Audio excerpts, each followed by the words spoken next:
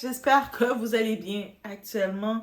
On sait tout ce qui arrive avec Didi. Beaucoup de noms. On entend aussi parler que il y a des personnes participants qui risquent d'être appelées très prochainement. Alors, quand on dit prochainement, c'est le temps des histoires de justice qui risquent d'être appelées, que ce soit des personnalités ou des personnes très influentes qui ils sont en train de monter de quoi, qu'ils ont des preuves qu'ils étaient participants.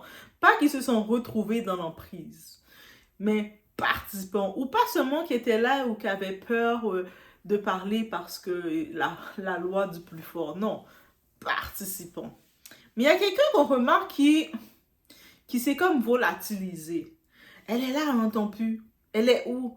Et à l'heure qu'on se parle, le fait qu'on n'entend plus parler d'elle, justement, je ne serais pas surprise qu'elle est quelque part dans une île. Elle est partie dans une île bien rapide et puis elle a pris 2-3 dossiers avec elle et à distance, elle regarde qu'elle exécute, qu'est-ce qu'elle exécute parce que c'était ça son travail.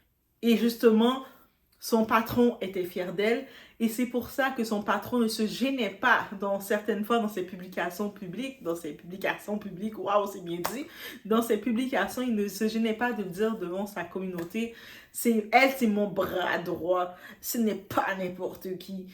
Alias, on l'appelait KK, donc KK, de son nom, Christina Koram. Et on va essayer de regarder un petit peu plus le profil de Christina Koram, mais en regardant rapidement, j'ai pu comprendre que Christina Koram, c'était la Ghislaine Maxwell, Ghislaine Maxwell, le rôle qu'elle a été dans la vie de Jeffrey Epstein, ce n'était pas que sa petite girlfriend. Ah, moi, je suis sa petite chérie et puis c'est tout. Actuellement, Ghislaine, elle est en prison pour 20 ans. C'est-à-dire, elle était très participante, elle faisait le recrutement et vous savez le dossier Epstein. Et là, actuellement, on se dit, mais pourquoi dans tout ça, autre qu'on sait que les avocats de Didi, ils disent, non coupable, mon Didi a rien fait, il est innocent. Ils sont innocents, ok? C'est ça qu'ils disent. Les avocats de Didi sont forts dessus. Mais on n'entend plus parler de son bras droit. Et puis je me dis, c'est la première personne qu'on aurait dû chercher, c'est son bras droit. Il y a beaucoup de publications d'elle qui sont parties, même sa présence en ligne, soit elle a changé de nom, ou elle a complètement fermé sa présence en ligne, mais on l'entend plus. Elle a fait comme, s'il arrive quelque chose, tu sais, je vais aller où, dans quelle île, je vais aller dans l'île numéro 444 et ils se leur codent, ils se comprennent. C'est ça le bras droit. Quand tu es le bras droit de quelqu'un, tu es l'élément de confiance. Des fois, ces personnes-là, ils font même plus confiance au bras droit qu'à leurs propres enfants. Rappelez-vous de ça. On est chez la Doha avec une intro aussi longue que ça. Où est-ce qu'on est encore? It's about everything, guys.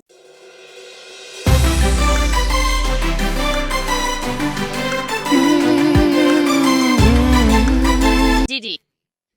Promue chef de cabinet de Didi en 2020, elle lui est cruciale. Combs a même écrit sur elle sur les réseaux sociaux. Voici Christina Koram, chef du personnel chez Combs Enterprise. Christina, dite Kaka, gère tout dans ma vie et mon entreprise. Mon bras droit depuis 8 ans, elle excelle et fait le boulot. Je ne sais pas comment je ferais sans elle. Didi a écrit « Bon anniv à mon as, mon bras droit qui gère tout ».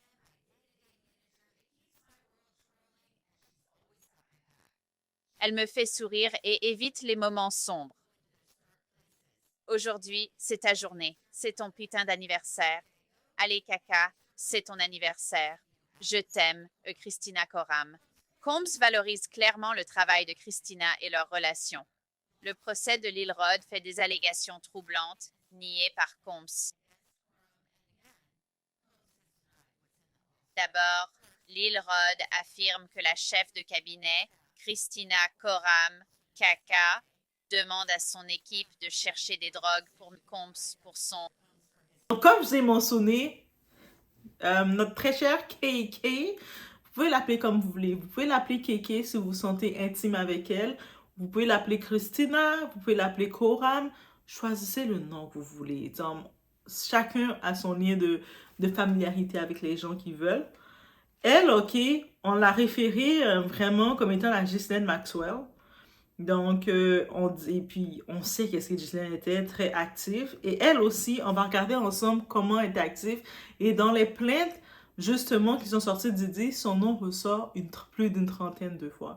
C'est-à-dire que je me dis, comme étant toute l'enquête qu'elle fait sur Didi, sachant que elle, c'est une femme intelligente. Ce type d'homme puissant, il faut toujours regarder leur assistante. De la même façon qu'ils ont toutes des assistantes, et ils ont toujours des assistantes bien intelligentes, des petites visionnaires.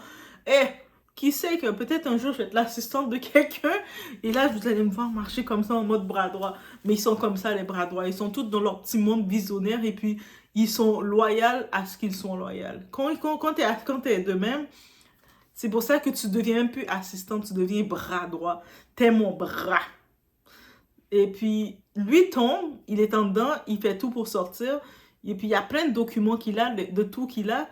Elle est déjà préparée pour exécuter les choses. Même s'il est à l'intérieur, il ne peut rien faire techniquement. Elle sait déjà quoi faire et qui aller voir. Pourquoi elle n'est pas en dedans? Donc, on y va sur elle. On regarde elle en tant que telle. Christina. Moi, j'ai décidé que mon intimité avec elle, on va s'arrêter à son prénom, Christina. Donc, je ne vais pas l'appeler Kiki. Je ne suis pas encore intime comme ça avec elle. Donc, on l'appelle Christina de mon côté. Donc, Christina exigeait que tous les employés de Didi, même en plus, j'en parlais des employés de maison. Tu sais, on parle, pourquoi de bien traiter ses employés de maison, tout ça. Mais lui, les employés de maison de Didi, c'est elle qui exigeait aux employés de maison de Didi, donc les domestiques, c'est-à-dire cuisinières, jardiniers, tous ceux qui sont autour, qui se promènent là, préparent les buffets et tout. Ils devaient se promener à longueur de journée, presque toute la journée, avec des petits fanny packs. Vous savez, les petits sacs bananes, ou sinon, ils devaient avoir avec eux des petites pochettes. Vous allez dire, mais I bet c'est rien. C'est comme, ok, peut-être c'est la mode, son fashion, c'est rien. Par contre, c'est le contenu dans ces pochettes. Dans ces pochettes, il y avait des narcotiques. Donc, aussi simple que ça. Et puis, pourquoi elle voulait qu'ils ont toujours ça à la disposition? C'est pour Didi, son patron, parce qu'elle est le bras droit. Elle doit penser à son patron, au bien-être de son patron. Pour si, à n'importe quel moment, une envie peut le prendre.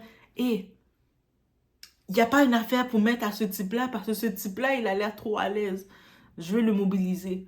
Ah, donne-lui ça, mets ça dans son verre.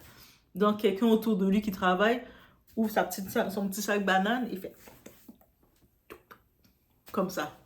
Donc, c'est elle qui avait ordonné ça et qui s'assurait qu'ils ont tous leurs sacs équipés. Pour ainsi laisser l'accès libre à Didi d'avoir le choix en tout temps. Et c'est pour ça qu'elle se retrouve dans cette plainte. Elle aussi était en charge, vous savez, il y a beaucoup de ces plaintes qui parlaient qu'il y avait des travailleurs de plaisir, on va les appeler comme ça, ou des travailleurs qui vendent pour contenu pour adultes, des travailleurs de, vous savez quoi, des travailleurs de piment, des travailleurs de charme, tout le nom que vous voulez.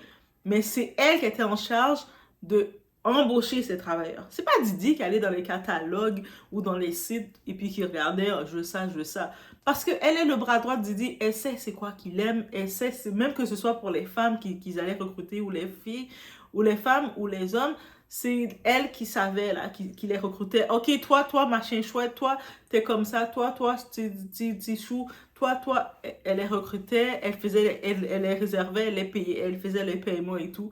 C'était elle. Donc, elle est complètement au courant de tout ce qui se passe. Bien entendu, on a l'avocat, malgré tout ça, malgré toutes les plaintes, l'avocat de Didi, il défend son client, c'est tout à fait normal, il est payé pour ça. Sean Orley. Donc, Sean Orley, ben, il dément toutes les accusations, toutes les plaintes, toutes les accusations, il les dément. Il dit c'est du mensonge. Là, vous êtes jaloux de mon client. Mon client Didi, il a du succès, il est un beau garçon, il est Bad Boy Records. Vous êtes juste des jaloux. Jaloux, ok? Moi, je défends mon client jusqu'à la fin. Money. En même temps, j'aime mon client. Donc, Sean, il continue il est là. Il a plus qu'un avocat, mais ça, on parle. Je sais pas pourquoi. Je suis en train de rechercher sur Christina et puis Sean est apparu. Donc, je vais juste écrire dans mes notes. OK?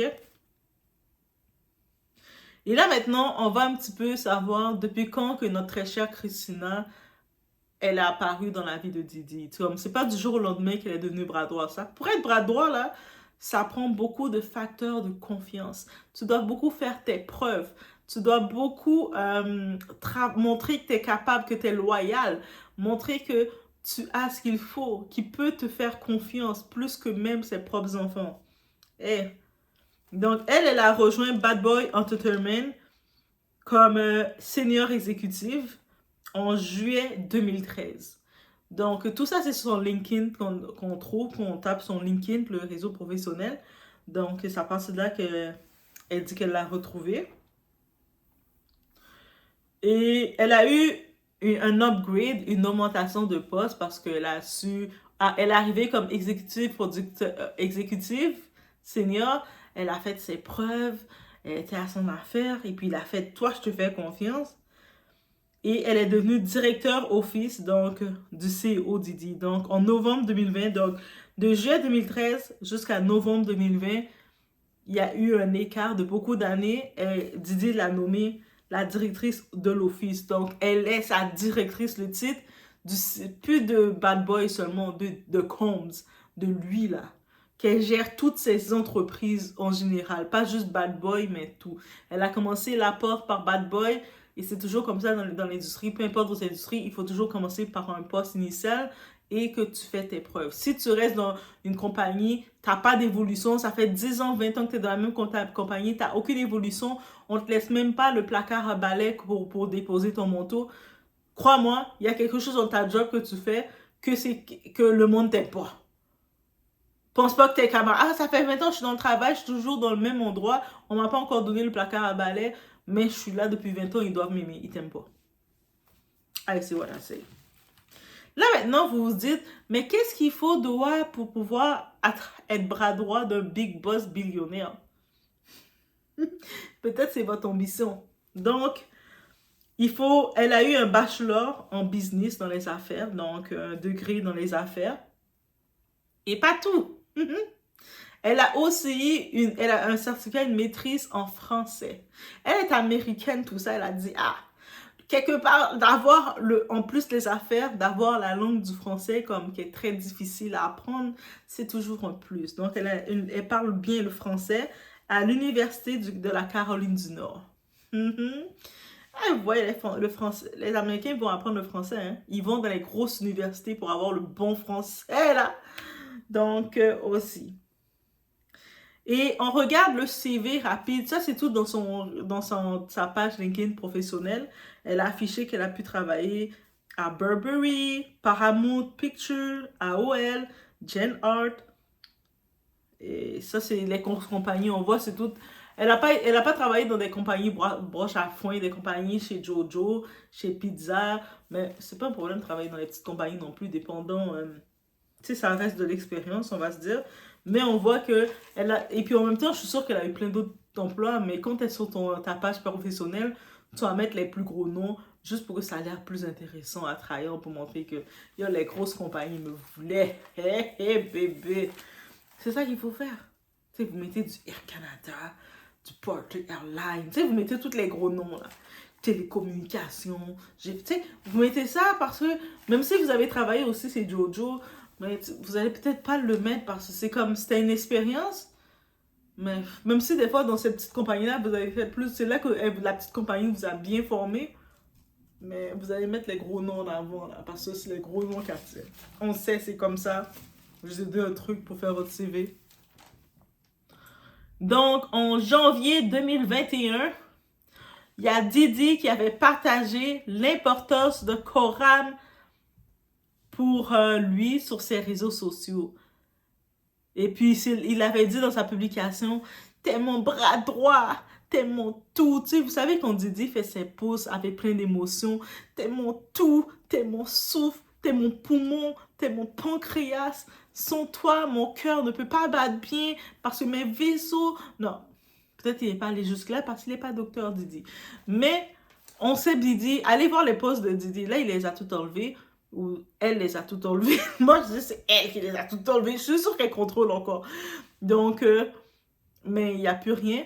mais quand il fait des longs posts, c'est toujours des gros paragraphes, super beaux, super sweet en plus, là. Il a de la poésie, Didi. On va pas se mentir. Et dans la légende, il disait « Meet Christina Koram, Chief of Staff at Calm Enterprise. » Rencontrer Christina Koram, la chef de staff de Combs, des entreprises Combs. C'est-à-dire, là, il parle plus bad boy seulement. Combs, c'est tout lui. C'est tout Combs. Hey, j'ai tellement mis des flex à cause de ça, guys. Oh my God.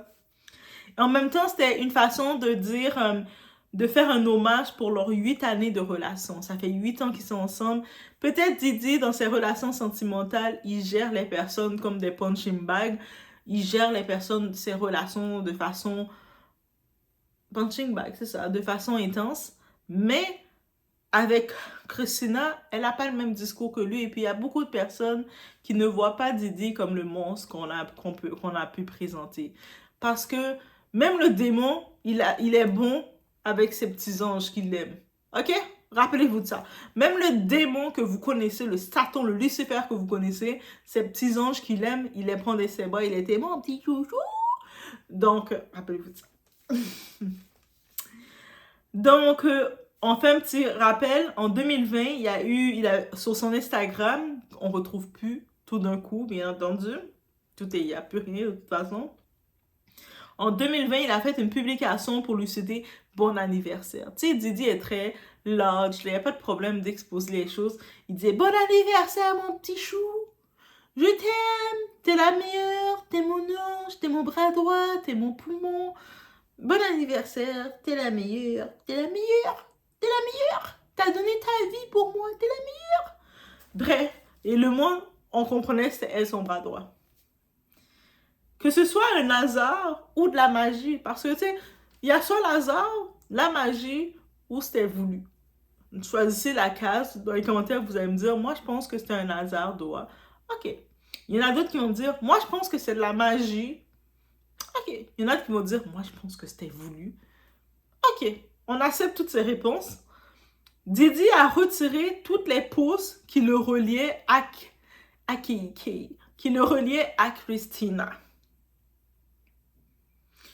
Et concernant notre très chère Christina Koram, elle a soit effacé complètement son Instagram qui était bien garni. Je vais essayer de mettre des photos de ce que j'ai pu soi-disant trouver.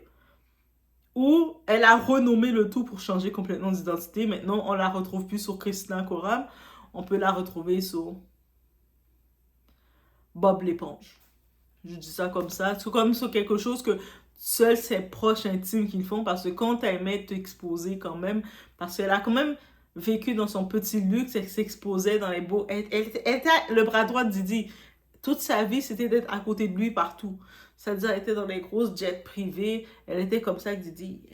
Didi. Et là, maintenant, là, toutes ces shows, et puis elle sait que qu'est-ce qui est arrivé à Ghislaine Maxwell qui est en prison pour 20 ans. Elle est comme, ah non, là je sais, s'il est accusé de tout ça, c'est moi l'annexe. Elle le sait là. Fait qu'elle reste tranquille.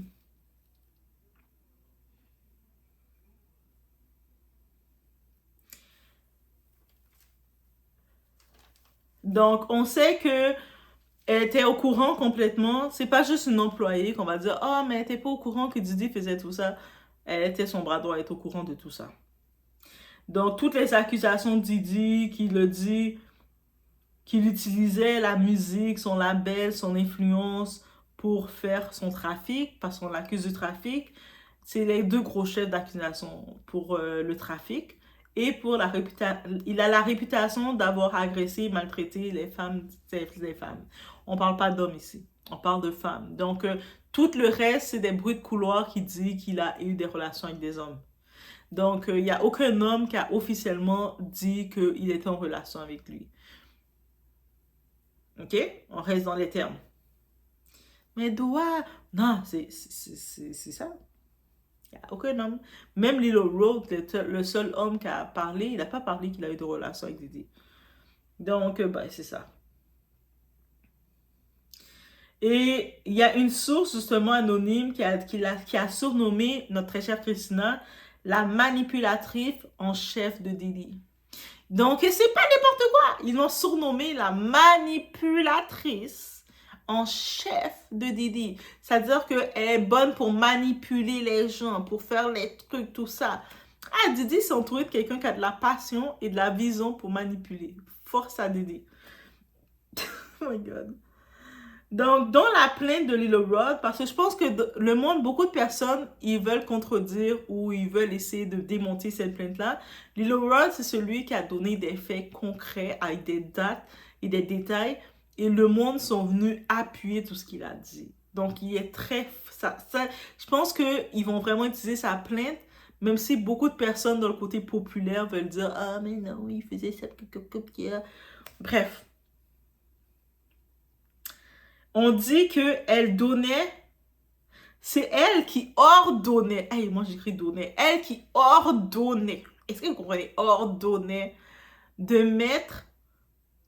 Vous savez, la substance du V dans les soirées quand vous dites faites attention à vos verres parce que les gens peuvent mettre des trucs dans vos verres et faire ce qu'ils veulent de vous. Mais elle, elle avait trouvé un plan parce qu'elle, c'est une visionnaire. Elle a la vision. Elle a regardé toutes les bouteilles de champagne. Elle a vu les bouteilles de tequila, de Ciroc. Parce que, tu sais, en même temps qu'il fait ses fêtes, il fait la promotion de ses drinks. Et elle a fait, mais on peut faire d'un pierre d'un coup, mon cher. Diddy a fait, ah ouais? Oui, oui, oui! On va mettre ces produits-là direct dans les bouteilles. Donc, comme ça, le monde va être KO directement dans ta fête. Et puis, on va pouvoir avoir ce qu'on veut. Diddy a fait, oh, j'ai trouvé pire que moi. Et c'était... Elle va prendre prison, cette femme-là.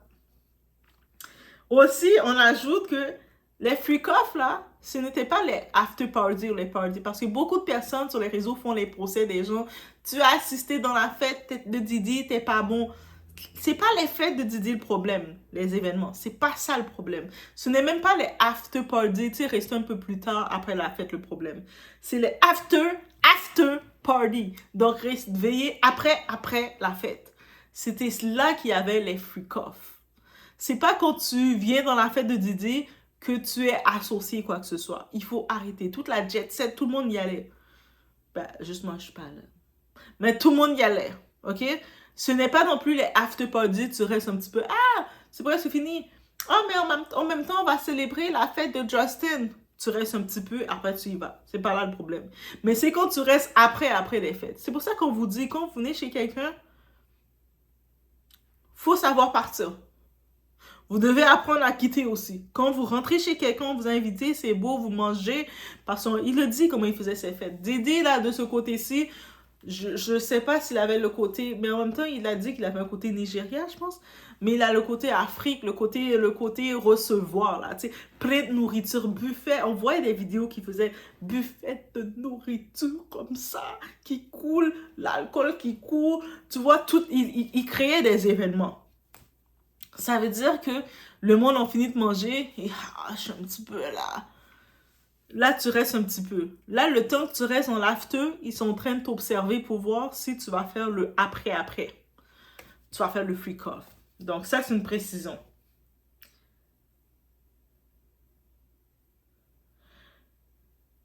Par contre, concernant Christina, elle n'a pas été nommée dans aucune charge malgré tout.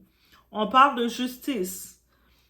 Pourquoi elle n'est pas appelée au même titre que Ghislaine a été appelée? Parce que même dans le procès de notre très cher ami Jeffrey, moi je dis notre ami, mais c'était votre ami peut-être? Ouais.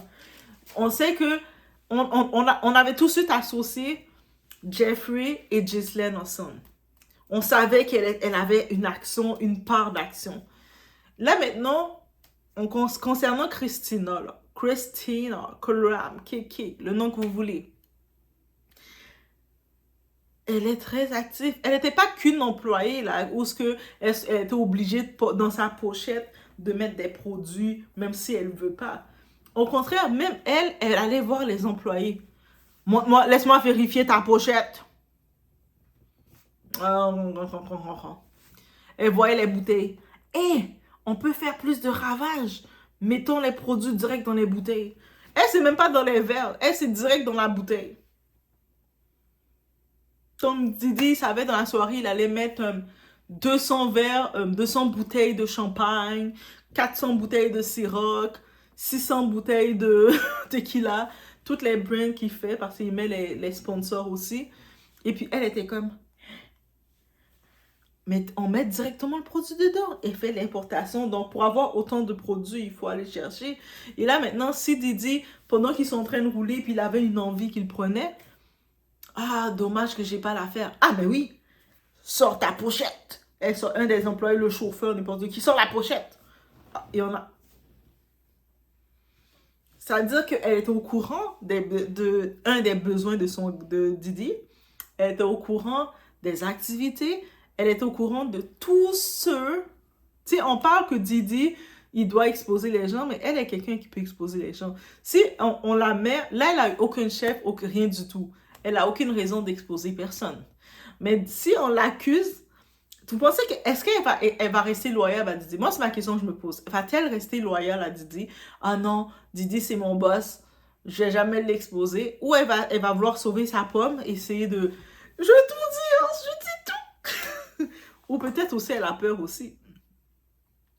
Moi, je me dis aussi, elle reste cachée parce qu'elle sait qu'il y a des gens qui sont dérangés par Didi, qui a trop de choses sur eux.